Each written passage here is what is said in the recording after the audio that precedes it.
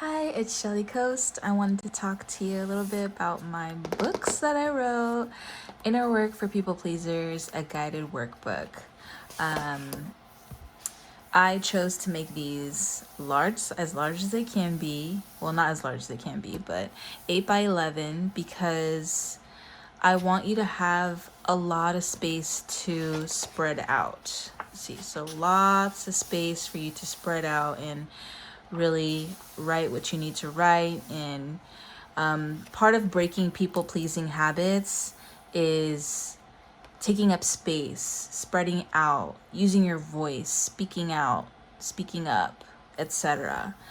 And for example, I'll show you. This is like one of my little sketchbooks. You see how small this is. Like this doesn't really, this is meant to be on the go, very quick, but just I wanted my readers to have a lot of space, basically.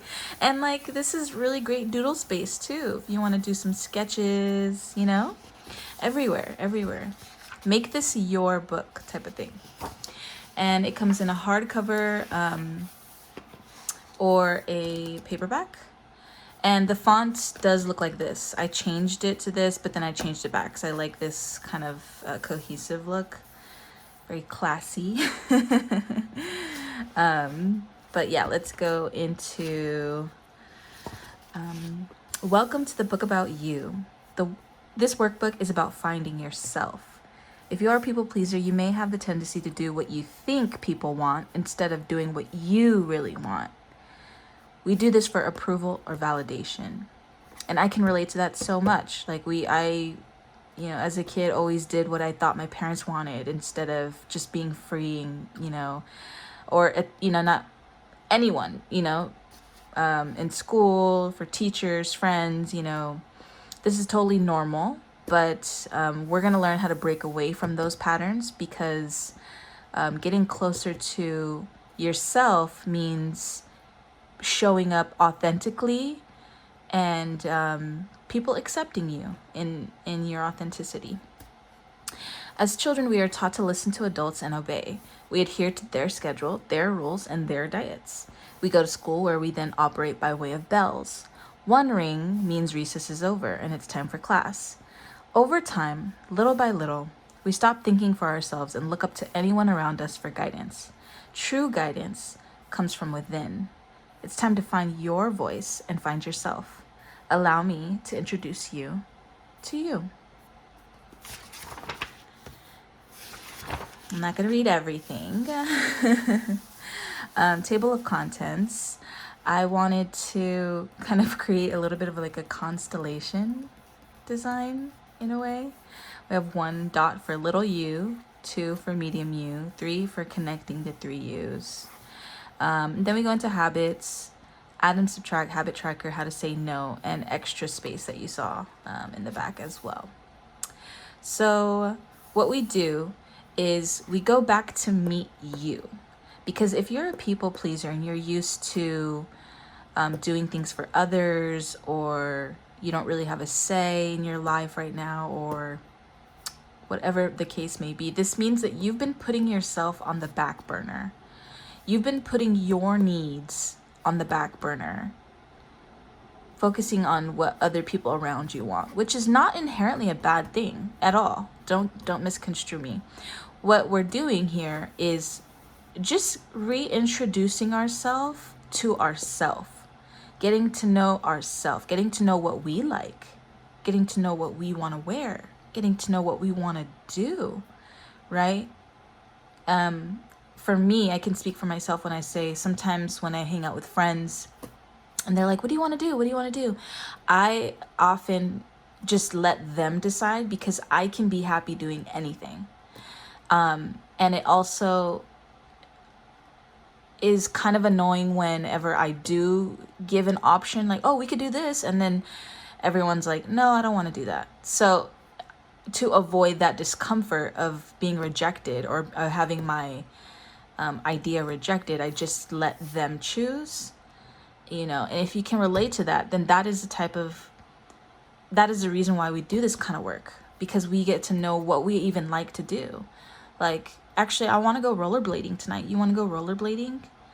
And if somebody says no, then, you know, we just get more comfortable with rejection, more comfortable with expressing ourselves, more comfortable with advocating for ourselves, right?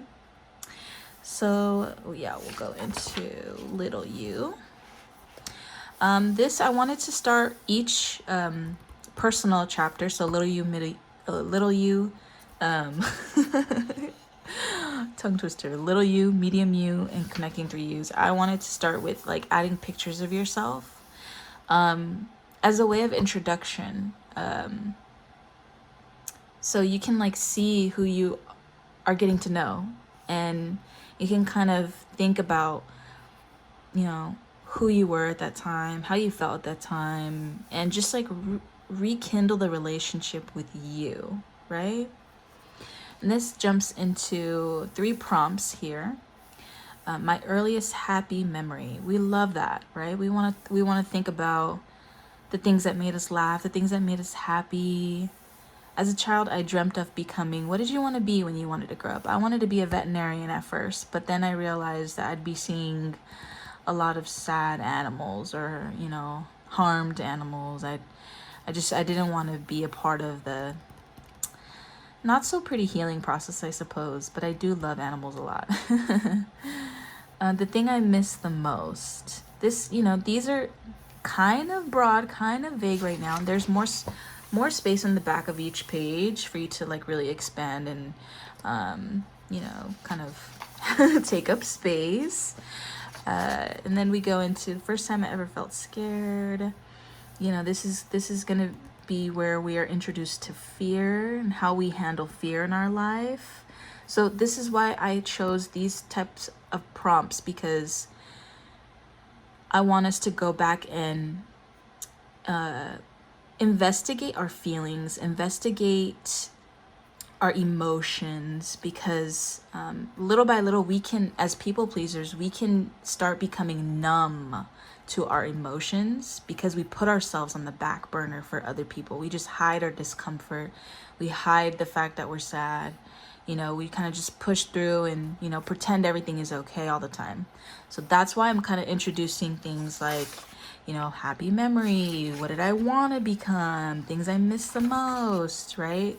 First time I felt scared, the nightmare I had over and over, earliest traumatic memory. We kind of do dive into, you know, some emotional things. So I do want to prepare you when I talk about my book, because, you know, these prompts aren't gonna be easy for everyone. Everyone is different. Everyone will take them differently. But the reason why I do this is because again, we're just reintroducing ourselves to ourselves, you know, getting to know ourselves. And the more we get to know all of our fears, happy moments, proud moments, traumas, like, the more comfortable we get with ourselves and our own history, the more comfortable, confident, and powerful we become within ourselves. It's rebuilding that backbone, right? So yeah, I just wanted to go through a couple pages for now. I'm gonna come back and I'll reveal more pages as we go. But check out my book. It is on Amazon. I am very excited to make things like this. This is definitely an exciting moment for me to share this first video of my, oh, and I didn't even notice this kind of has a similar pattern to this. I mean, not similar, but I don't know. But yeah, I'll share more. Right now I am going to get into this book, Angels and Demons. I picked it up at my local mini library. I traded it for one of my books, and I haven't read like a big fiction book like this. It's like fiction, nonfiction, I don't know. A lot of the things in here are like factual. So I did some research on it. But yeah, I feel called to study this book and read it. I'm gonna post a different video for this, and I'm gonna be writing notes, reading out loud. You know, we'll read along together. And yeah, I wanna study a book. I feel called to just, I